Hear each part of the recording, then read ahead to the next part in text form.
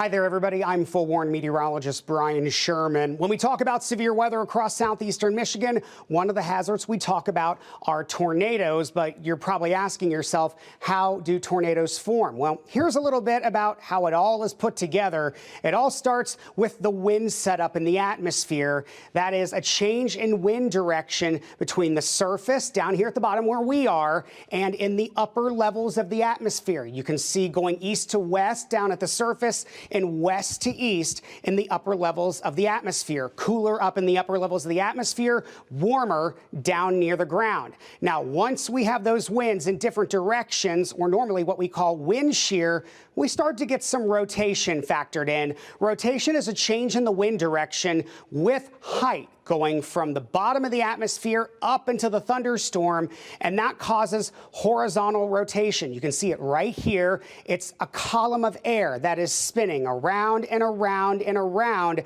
That's what we normally look for when we talk about rotation.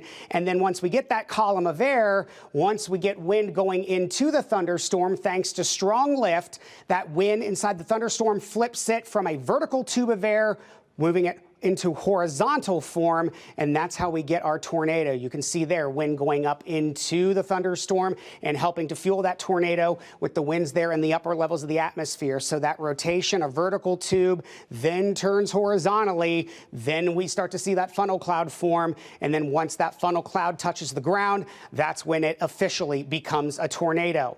We normally talk about severe weather season running through April or May through August into September.